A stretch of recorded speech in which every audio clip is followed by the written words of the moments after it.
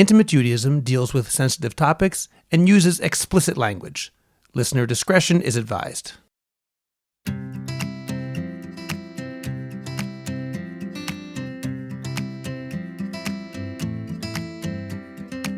Welcome to Intimate Judaism. I'm Rabbi Scott Kahn. And I'm Talli Rosenbaum. We are very gratified by the response to our last episode, which was episode 8, Sex Within Marriage, What's Allowed and What's Not. It was our most popular episode so far, Talli. But Talli, that episode led to some serious questions based largely on the language of the sources that we quoted. Exactly. So starting with Rabbi Yochanan, who says, Kol ma she'adam rotzeh la'asot be'ishto oseh, anything that a man wants to do with his wife, he can do. And the example is, mashal lebasar haba mibeit hatabach, meat that comes from the butcher. He can eat it in salt, he can fry it, he can broil it, etc. And at the time we said, well, wow, that's coarse language, but we wanted to contrast it to the angels. But really, this language is perpetuated. The Rambam goes ahead and says, Ishto shel adam muteret lo, a woman is allowed to a man. Lefichach, kol ma she'adam rotzeh la'asot be'ishto oseh. Anything a man wants to do with his wife, he does. Bo'el b'chol et sheyirtzeh, u'menashek b'chol eivar sheyirtzeh. In other words, whatever he wants to do, whenever he wants to do it. And again, here too, there isn't attention paid to the female voice. And we at the time commented and said, well, of course, assuming she gives her consent. Keeping in mind that this is simply not talking about the issue of consent. In other words, the fact that the Rambam, citing the Gemara, says you can do anything you want. What about the woman's desire? It's not that that's irrelevant. It's simply not part of this particular discussion. We're talking about what is permitted and what is forbidden for the husband to do with his wife, and the issue of consent isn't being addressed. Yes, I agree with you. These are legal texts, and they are talking about trying to cover all sorts of possibilities, and these are the laws. Throughout the generations, the language of what man can do or should do without any attention paid to consent is perpetuated. And therefore, I think it's really important that we talk about another side, which is really the ethical side. In other words, some of these sources, most of these sources that we're dealing with are talking about laws, but are not necessarily relating to the ethics of sexuality in terms of how to have a good marriage, right, and how to communicate with your spouse and how not to objectify. And I use the word objectify because the language that's used is very objectifying language. So we really do need to be honest and acknowledge it. Even though, yes, looking at the sources out of context, meaning quoting them as simply a line in the Gemara, a line in the Rambam, a line in any of our sources as objectification of women, that is true as far as it goes, keeping in mind that a legal text wasn't designed for anything else except to state the technical legal obligation in any given case. I don't want to impose our good categories of how things should be stated on a text that was written hundreds or thousands of years ago, and thereby say, oh, the text, they did something wrong.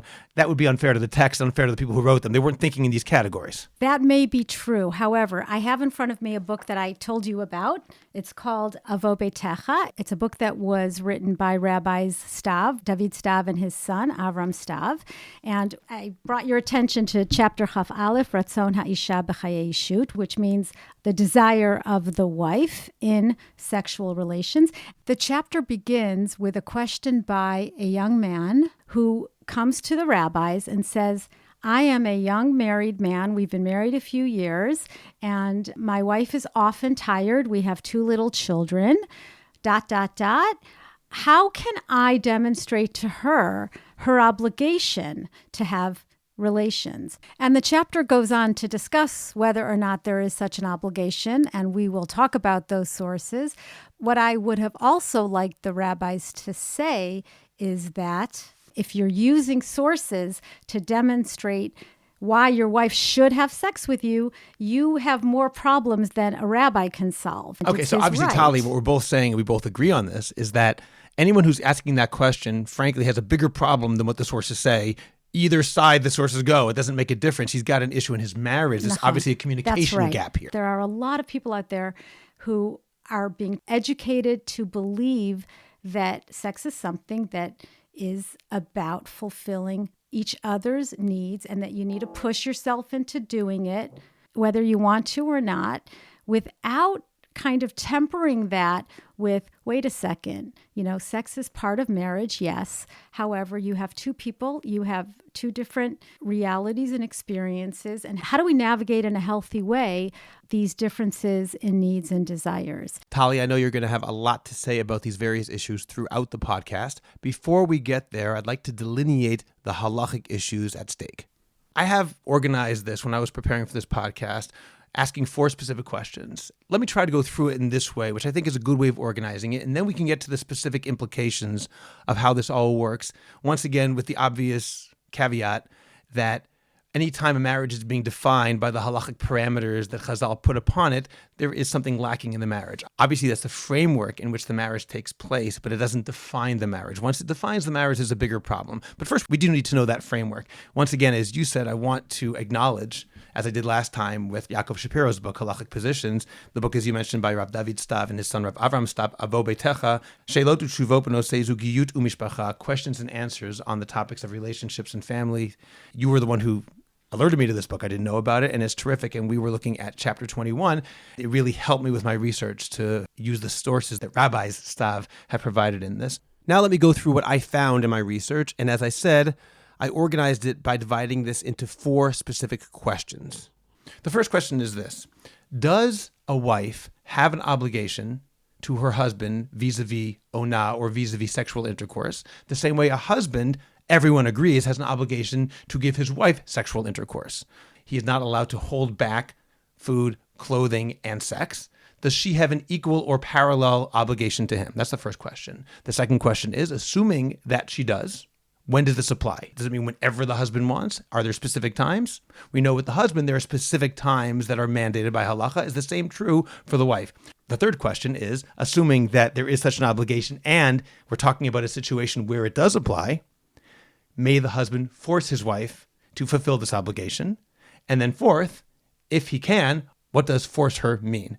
So the first question, does the wife have an obligation to the husband vis-a-vis sexual intercourse to satisfy him sexually in that way? It's actually a machloket in the Rishonim. We'll look at the Gemaras afterwards. But first, it essentially can come down to a machloket between probably the Rambam and the Rashba. The reason I say probably is because the Rambam doesn't say it, but that's the reason why a lot of people assume he means there is no such obligation. The Rambam, in Hilchot Ishut, Perek Yud Bet, Halachot Aleph Tedaled, goes through the obligations of the husband to the wife. There are 10 such obligations he delineates, and there are 4 obligations of the wife to the husband. By the way, they include her Yerusha, any inheritance that she gets, any priyadeha, anything that she makes or designs or does, right. Basically her property. Right. And her obligations to the husband are mentioned there, and it does not, without getting into going far afield, it does not mention an obligation to have sex with him. By the way, just because you mentioned it, the Rambam does say her obligations are really a response to the husband's obligations, or in order to demand them, such that if she decides, I don't want to be obligated in these things to my husband, and he in turn won't be obligated in certain things to me, that's something that she can say and he cannot say.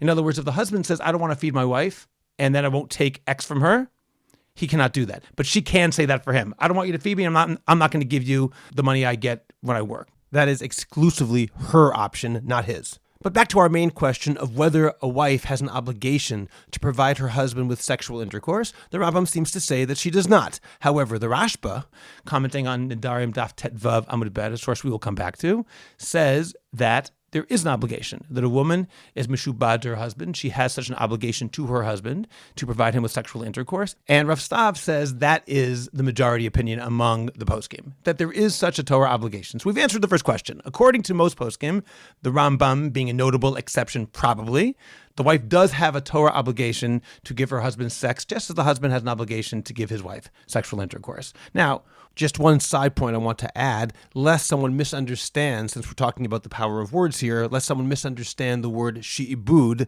which we say the wife is meshubedet to her husband. She has this, it sounds like servitude. It's not what it means. In the context of laws of marriage, in the context of laws of finance, it means a certain type of obligation. And this can be proven by the fact that the Rashba himself says the husband is meshubad to his wife when it comes to sex. In other words, this is not a term referring specifically to the wife and her obligation to her husband. It can be equally applied, says the Rashba, in the husband and his obligation to his wife. And back to this obligation of the wife to her husband, according to those who say such an obligation exists, When it applies is a complicated question, because it says in Masechet Ketubot, Daf Samach Gimel Amud Bet, that a woman who is a moredet, who is somebody who rebels against her husband, has a lesser ketubah. She loses some of the money that's guaranteed to her in the event of divorce. In explaining that, the Gemara says, Hechi damya moredet. What is actually a case of moredet, a rebellious wife and such, that she loses some ketubah? Amar amemar, damra, ba'ina le, umetzarana le. She says, I like the guy, but I want to punish him, I guess is the best way to describe it. I want to cause him pain or agony. I don't want to give him sex. In other words, she's actively withholding sex, but not because she doesn't feel like it, not because she has a headache, but because she wants to punish him.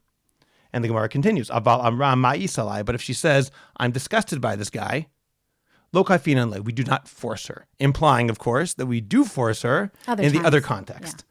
There's another Gemara that says much the same. It says in Masechet Nedarim, Daf Tet Vav Amud Bet, cited before, if a woman says, I am not going to have sex with my husband, and makes an oath or a neder, a promise not to do so, the Gemara says, Dama Rav Kahana says, Tashmishi Alecha, my sex is prohibited to you, meaning having intercourse with me is prohibited to you. I'm making it like a thing that's kadosh, you're not allowed to have.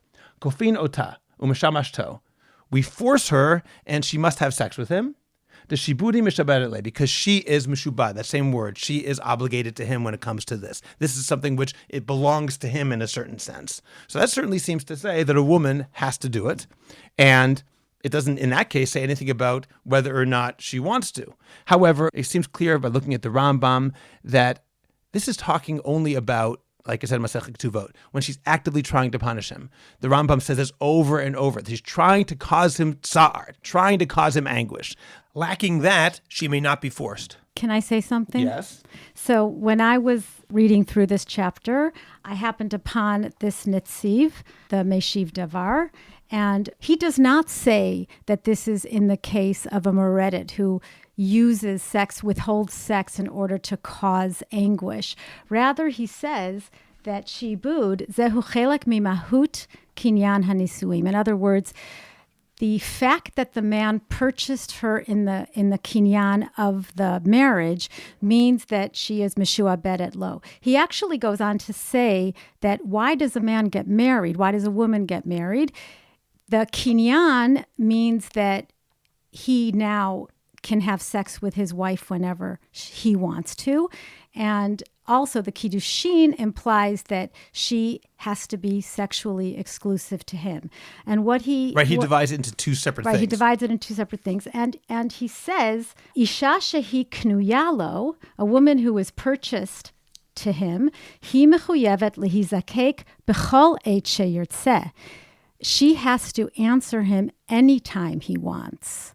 The Netziv says, Hiknu yalo kamoshivchala avodah velo yoter. She is purchased to him like a servant.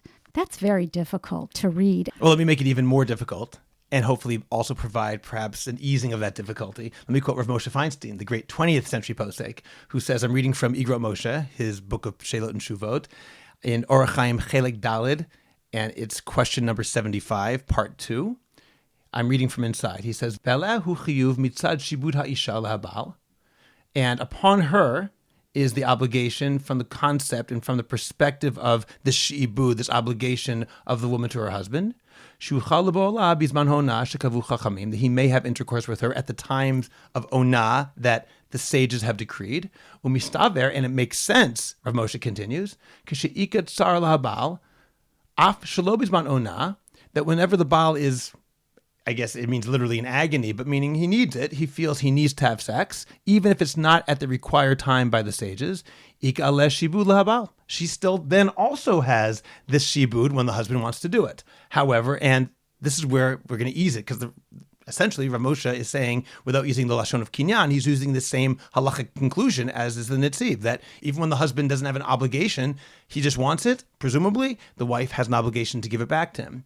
But Rav Moshe continues, and he said, Af shepashut, however, it's obvious, shebizman shekasher lefaneha lekabel tashmish hibtura, when it's difficult for her to have sex. Define the word difficult as you will, and that's obviously an open question, then there is no such obligation. However, otherwise, there is an obligation to have sex on the part of the wife to the husband. Look, I think we do have to acknowledge that if you want to make use of it, you're going to make use of it. Exactly. I just want to make sure that it's clear to our listeners that the fact that people make use of certain sources, it doesn't mean that every source is going to say what we want it to say. I don't want to pretend that Chazal were enlightened in such a way that if they were living in the 21st century, every single thing they said would be considered the height of sensitivity. That's not true. But at the same time, there is a difference between what people say the sources say and what the sources actually say. And we have to make sure that distinction is intact. The fact that people misuse or read sources as they like is different. I read you the Netziv, and it said what it said. Right. That's in terms of the language that he used. He doesn't say when she's patur, though. He just doesn't deal with that. In other words, he wasn't talking about the same way that Moshe says. Anytime the husband wants or feels the need for it, she has an obligation to him unless she doesn't want to read it in a more generous way. Well, you're adding that. You're adding those words in. I'm doing the same thing that you say people are doing on the other side. I mean, some people will read kashela and say she needs to have a really good excuse. And other people will say kashela, assuming she doesn't want to. It could be read either way, and we can't start imposing our preconceived notions on the sources in order to prove either that the sources are enlightened or that the sources are backward. Both are unfair. Yeah, I hear what you're saying, Scott. It's not really about fairness or unfairness about how to use the sources. I think that the issue here is that while one can bring sources to demonstrate one's entitlement to sex, at the end of the day, this isn't how you're going to have a good marriage. And I also think that we need to remember that many people, and women also, want to do the right thing. So if they're told that the right thing is to have sex, even if they don't feel like it, whether it's they don't feel like it or they don't feel well, regardless of what is going on, they are going to understand that they should engage because he needs it. What we want to be able to talk about, and maybe we'll talk about this afterwards because I want you to be able to finish answering the questions, is whether or not the idea of providing sex to my husband when he needs it is sustainable to the marriage. And the idea that sex is just one of the many caretaking roles that a woman has is going to be inspirational to a passionate and loving marriage. Okay, Talli, that's a really good point. Let me just conclude the halachic discussion, and then we'll get to the point you just made. Ultimately, what it comes down to is that, to sort of conclude what I've said and get to the final two questions, which we could do quickly, is that until now, does the wife have an obligation? The answer is, it sounds like most people say yes, though not everybody. When does it apply? Complicated. It sounds like the most obvious time that it does apply is she's not allowed to simply punish him. Rav Stav also mentioned that another time, if she decides to permanently say we're never going to have sex, that might also be a case where she's not allowed to do that. In other cases, when she doesn't feel like it, that's ambiguous. But what does it mean? Let's assume for a moment that she has an obligation to have intercourse with her husband when her husband wants. Can the husband force the wife? Because that gets down to the bottom line question.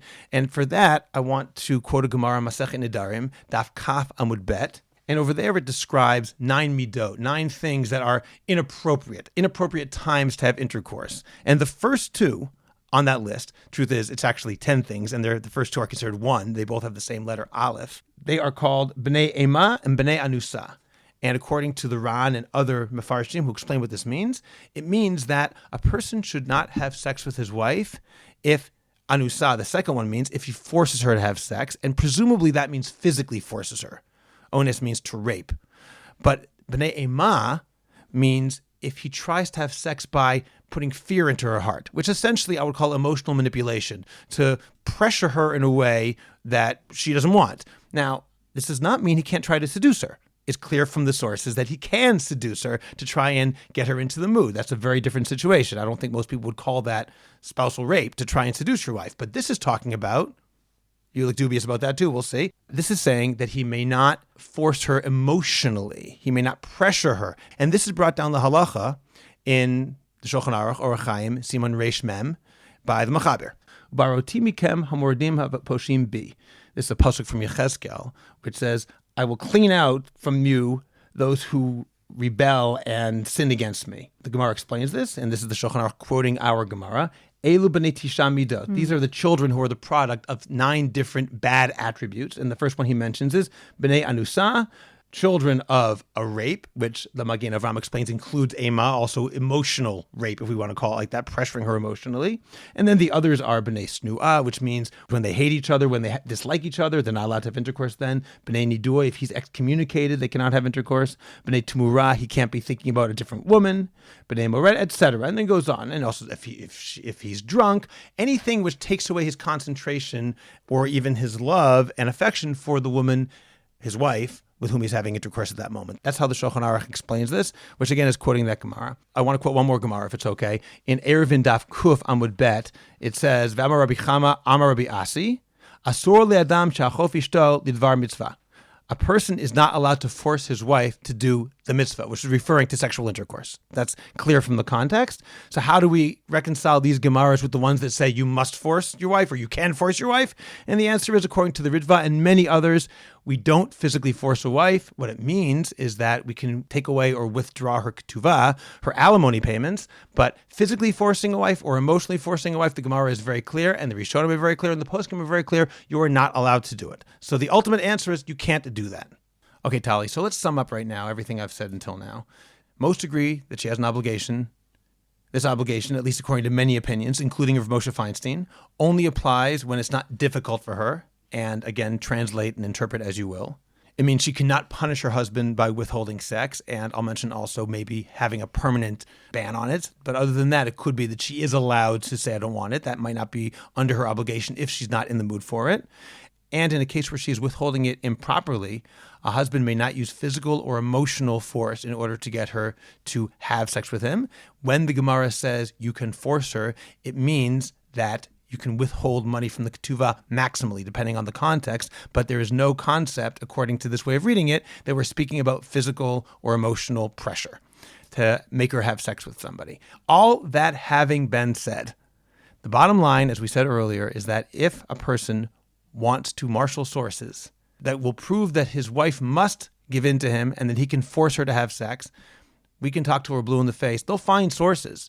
I'm trying to read these sources in a very specific way, which I think is the way they're meant to be read. I'm not, the Ritva, the Rambam, and the Rashba are not exactly, and even Rashi, these are not subsidiary side sources. This is standard halachic source. However, people who have that problem that they don't care what I'm saying and they want to find a reason to say, my wife is mushubad to me, she must have this, whatever I say is irrelevant because they're going to be able to find sources. Well, it's not part of a tradition. I think that some of these sources are a bit ambiguous, though. I believe I read a source that said, you can't force a woman, your wife, to have sex with you if she doesn't want to. So keep trying to seduce her until she wants to. That is true and false, meaning it depends how you read the source. What you're saying, you're citing an authentic source. This is Evan Hazer, Siman Kafeh, Sif Bet, 25.2, and I'll read it inside. And the Mechaber there says, Lo yibol ela mirtzona, one may not have intercourse unless she wants it. And then he says, V'imena merutza, and if she's not in the mood, I guess that's the best way to translate that, Yifaisena ash titratzeh. He should seduce her, or whatever yifayes means, to calm her down, to get her into the mood until she wants, which can be understood in two ways. It might mean you cannot do anything if she's not interested, and if you want to do it, then you can give it your best shot, and if she's not interested, that's the end of the story. Or, the way you just said it, it could be read that way, which is that you must keep on trying until you finally get her to give in. Exactly. And either one is frankly a valid reading of that source. And not exactly enthusiastic consent. Right. And you could read it as an obligation on the wife to eventually give in, or you can read it as an obligation on the husband to only have intercourse if you eventually convince her. But if she doesn't, that's the end of the story. It's a very interesting point about how to seduce your wife as opposed to wearing her down. I think the ambiguity comes from the lack of the woman's voice, again, in the sources. And what I would like to explain about female desire is that the idea of being spontaneously in the mood all the time is one that is rather difficult to expect in a marriage. And it's not unusual for women to not necessarily be in the mood at the onset, but to kind of be open to getting in the mood. And that's the difference. In other words, when a woman says, I am not interested, I really don't want to have sex tonight, what we want to be able to do then is to determine, is that a hard no, or are you open to the idea? And then the woman should be able to say, if she's open to the idea, honey, I'm not in the mood, but maybe you could get me in the mood. And then it would be okay to go ahead with talking to her in a way or doing things in a way that would make her more open to it. But if she says no, that needs to be no. And that's the meaning of consent. So what's absent from these texts, and that we have to work hard to reframe and perhaps add to, is an understanding of the importance of the woman's or the man's, whichever case the partner is using their entitlement to demand sex, whether it's the woman using her entitlement or the man, although I do believe we're weighted towards the man in terms of entitlement. We do need to have some additional voices here that empower some rights to autonomy and some more discussion of consent and what consent looks like. And I think you're absolutely right, largely because, as you alluded to at the beginning, these sources were not written in order to provide psychological succor or anything else. They're just not that. That is not what they're doing. And to pretend that Chazal, in writing the laws of sexual intercourse between a husband and wife, are also dealing with the psychological reality in toto, that's just not true. That's what they're trying to do. It was a different time. And I think that we do have to acknowledge that for those times, women, according to the ketubah, are very protected. But of course, we also have to acknowledge that in this day and age, the ketubah sounds pretty anachronistic. I mean, most women work and are not solely supported by their husbands. And there are other aspects to Jewish marriage that have changed simply because society has changed. And with great respect for all of our sources, we also need to acknowledge that while these ways of speaking and these ways of relating were normative for those times, today we have to have a different approach.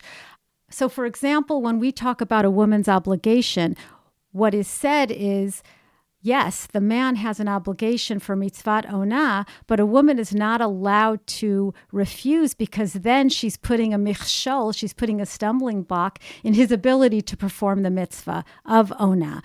In fact, sadly, some women have told me that they were taught never to say no because their husbands are not allowed to have sex with them by force. And if they said no and their husbands would do it anyway, then they would be also putting an obstacle in their way, which is kind of ironic. In fact, many women have said to me, why can't I just be mivater? Why can't I just give up my right to onah? I don't want it. And that's what the sources are saying. He has to do this, so you have to allow him to do this. Again, this is all legalistic. It is not about the way to be in marriage, the way to feel safe in marriage, the way to communicate in marriage.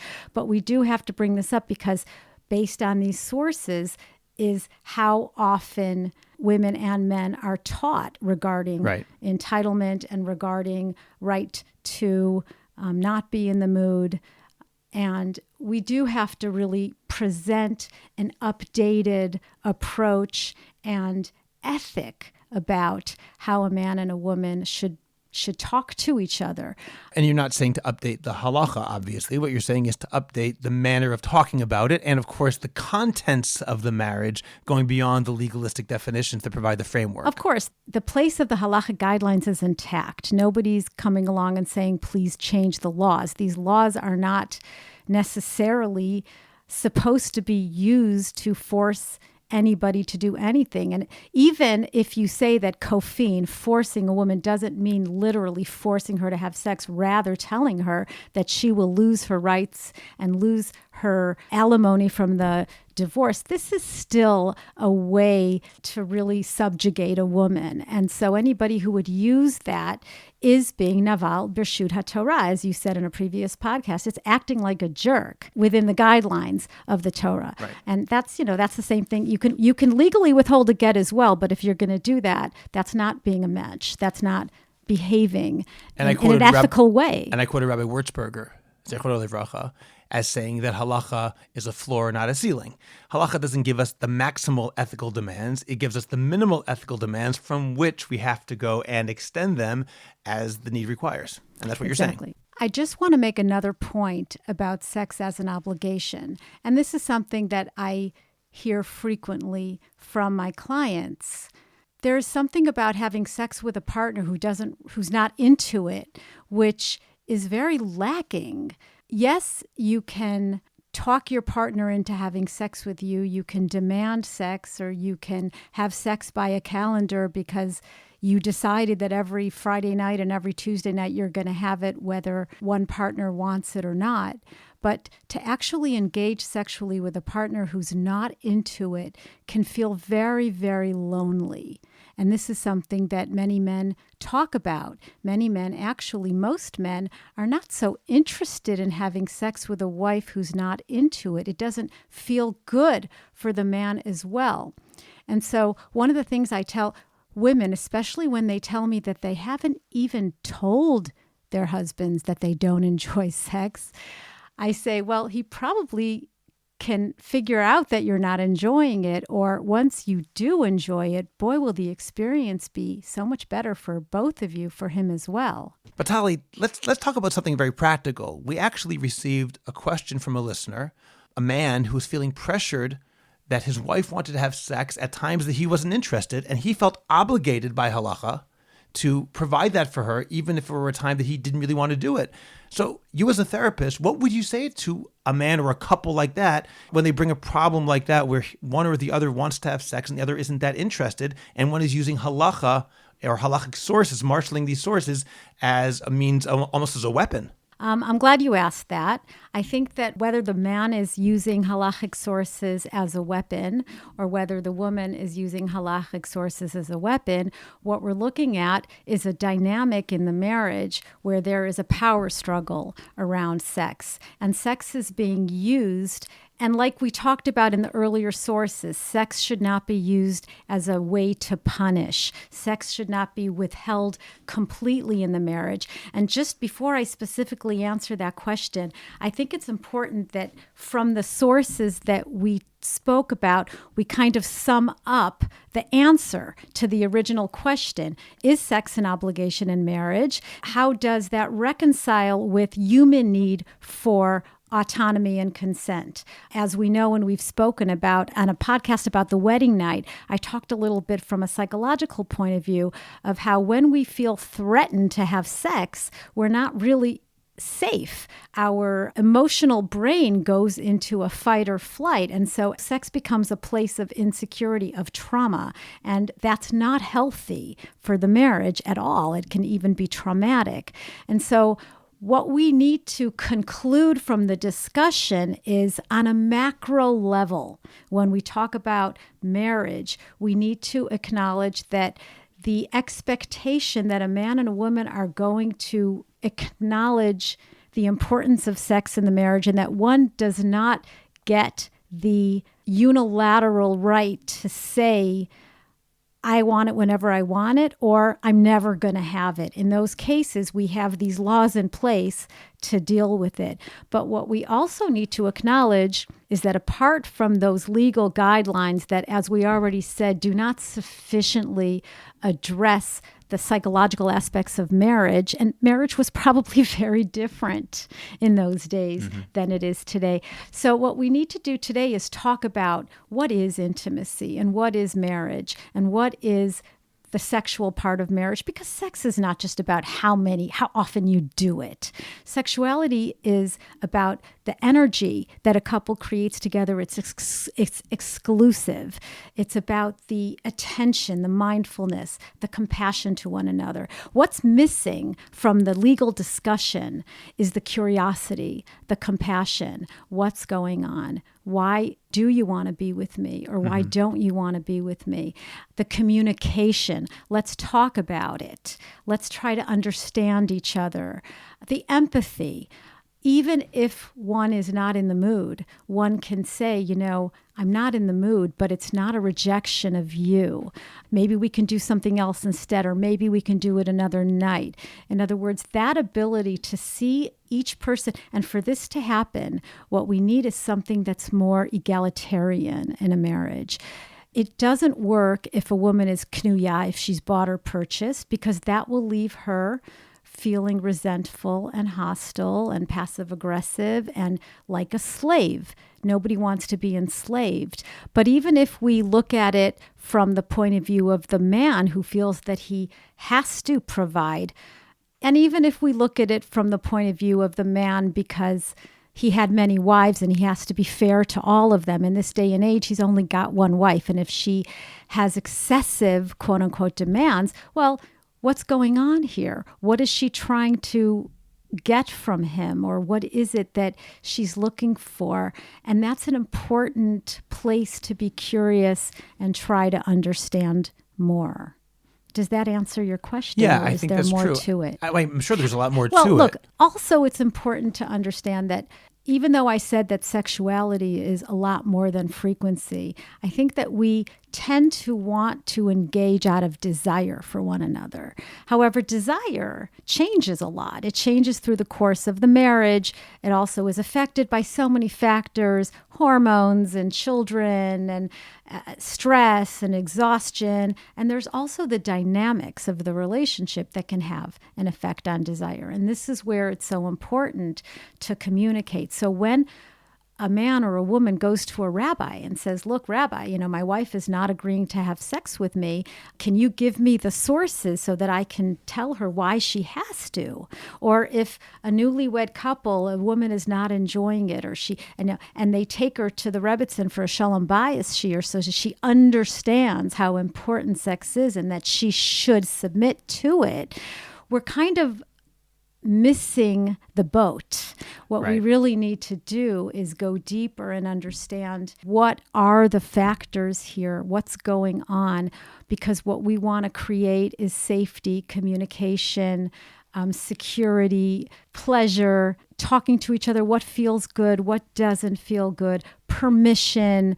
And those are the factors that have not really sufficiently been addressed. And I think it's fair to say, I assume you'll agree with this, you can tell me if you don't, that any time a couple is going to ask a question about the technical demands of what the halacha requires, not out of curiosity, but because they're having a problem in the bedroom, because the husband says, I want to do it this often, the wife wants to do it differently, then the rabbi or therapist who hears that question has to hear the real question, as opposed to giving them the source they're asking for. This person or this couple needs therapy or perhaps a better understanding of what marriage really should be. Absolutely. I'll give you an example. I just wrote a blog post, which I had posted on the Intimate Judaism Facebook group, about a question that came to me from a therapist who was requesting supervision on a case. And she said that the client asked her, how often do religious couples menopausally, once the knee death stuff is finished, engage in sex because I'm not really into it, but I want to be a good wife? And she actually expected me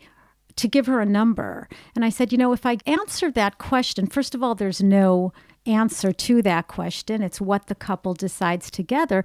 But if you give her a number, you're going to miss out the opportunity to try to understand more about what is the meaning for her of being a good wife, and how being a good wife may not be sustainable if it comes at the expense of your desire or your pleasure. And it can actually even build a lot of resentment and a lot of feelings of erasing the self. Once again, it seems that we've come back to this idea that rabbis or clergymen or therapists or halachic authorities have to keep their ears open for the questions that aren't being asked, or that perhaps the couple or person doesn't even know that that person is asking, that what is really being asked over here. And a very different topic, I once heard a story about Rav Chaim Brisker, who on Erev Pesach was asked by a woman whether or not she's allowed to use milk for the 4 cups of wine. And he answered no, and he gave her a large sum of money, much more than necessary to buy wine. And when asked why he gave her so much, he said, because obviously if she's asking about milk, she also doesn't have enough money for a meal, for meat.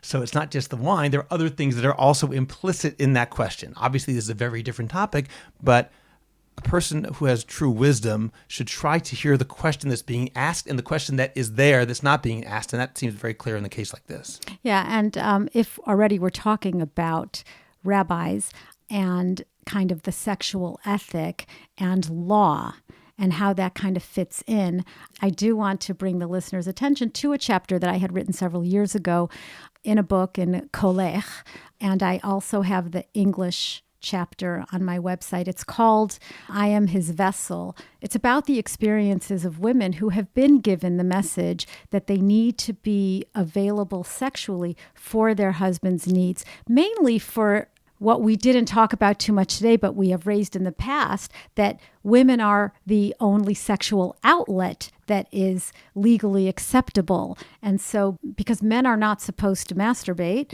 this sets up a dynamic whereby rather than become an expression of desire or wanting to be together, there is a sense that, oh, he's got a need and I need to fulfill it. And one of the stories that I brought was about a man who had recently gone out into the workforce. He was a yeshiva student for many years. And at the time when they first got married, he was told by his Rav that it is a good frequency to engage 2 times a week.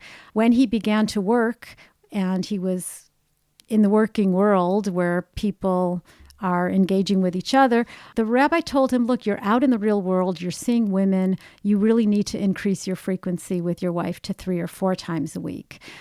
I can't make this stuff up. I'm looking at you and you're like, oh my gosh, but I don't make this stuff up. My eyes are very wide right now. But these are the messages that women can get. This is an article about women feeling objectified.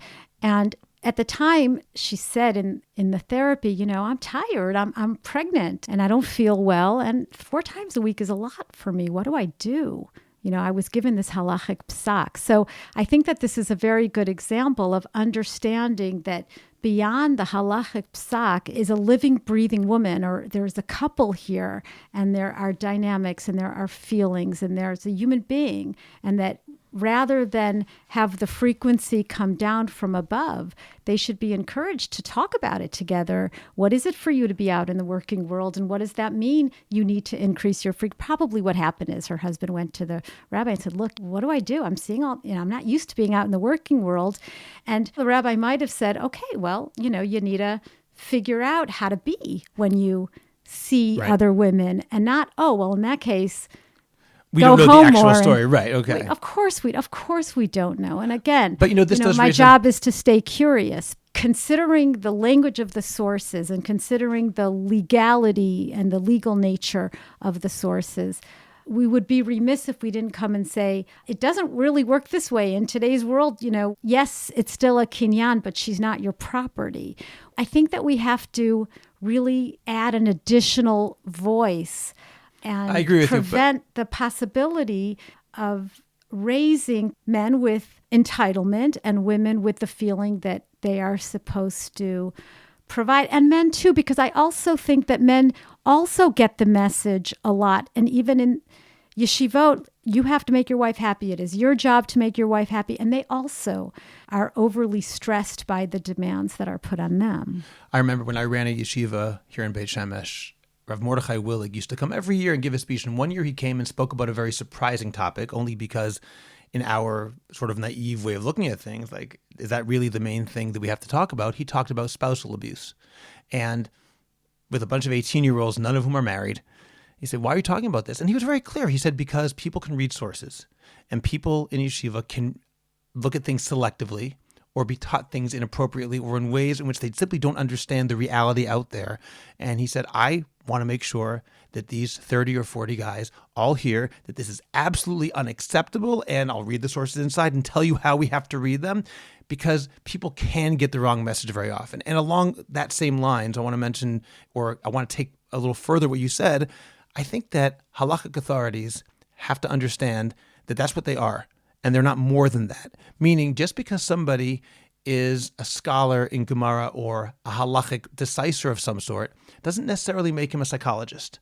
And too often, I believe, and I've seen this very, very often, it always bothers me, rabbis will assume that because they're a rabbi, they have a degree of omniscience and they know more about things than they actually do. And of course, access to the sources of halacha provides a person with a tremendous degree of insight into human nature in a way that perhaps other studies don't. It does not mean a person really understands as much as he thinks he does. And too often, we see people getting involved in questions where they simply don't belong. That rabbi, assuming that he said, oh, you have to do it more often, was entering an area which he was probably not trained to enter. And when he does so, he's the one who's at fault by directing them in the wrong way, as opposed to saying, you need to learn how to communicate, or this is not in my wheelhouse, you need to talk to a therapist, or whatever the answer might be in any given case. But rabbis and other authorities have to know what their tchum is, where their boundaries lie, and where they don't. And the things that we know, we can answer. The things that we don't answer them. The same way that something that is outside of somebody's halachic knowledge he wouldn't answer, he should also say, I'm not a psychologist, I can't get into this, I can tell you what I think, but that's my own opinion and don't take it more than it is. Now, I don't want to be misunderstood. I have personally gone to rabbis for non-halachic advice. I have recommended that people go to rabbis for advice, not in the realm of psak. Some rabbis have tremendous insight, and in my own life, I have seen that their insights are extremely valuable, and I'm not speaking about halacha now. I'm talking about personal problems that I want to discuss with them.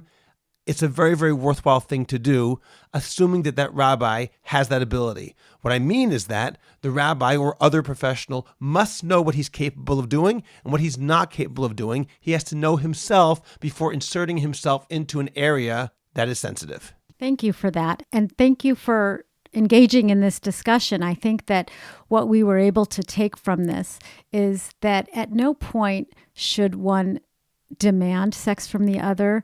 We do need to honor the values of mutuality and consent, which, you have to believe, at least from the real original sources, the Torah and Shir HaShirim, which really is a very kind of mutual and consensual dance of two lovers, that in the macro sense, yes, there is an understanding that sexuality is part of the contract of marriage. I think that that's okay to say. But to use that and demand sex at the expense of autonomy, of freedom, what we want to do is we want to talk about empathy, compassion, listening, understanding. We want to talk about differentiation. We want to talk about not being injured if your partner's not in the mood. In other words, you're two separate people and her not being in the mood doesn't mean that it's necessarily a rejection of you or that you've done anything wrong. These are the kinds of dynamics. These are the kinds of ways that we address disparities in sexual desire in the therapy. And I think that by being able to talk about it in this way and listeners can hear this, they might be able to recognize, well, maybe there is something about our dynamic that isn't healthy and maybe we should go out there and speak to a therapist. Or they can feel validated that, in fact, wow, there are really a lot of people out there with a lot of problems. I never learned that. I mean, we always learned that we should respect each other and we should never force sex on the other. And wow, I'm really surprised by all of this that I heard today. So wherever you are at, we thank you very much for listening. And Talli, I want to thank you for adding your insights to the halachic discussion, with which you also helped me by recommending Rabbi Stav's book. This is a very interesting episode. Thank you very much. I'll mention to our listeners that you can find all the sources we mentioned today, along with a link to Talli's article that she cited a few moments ago, on our website, intimatejudaism.com. Once again, all the sources will be there, as well as links to our previous podcasts. Intimate Judaism is part of the jewishcoffeehouse.com podcast network. Please go to jewishcoffeehouse.com to find lots of great podcasts and many different topics. Thank you for joining. I'm Rabbi Scott Kahn with Talli Rosenbaum. Thank you for listening. Bye.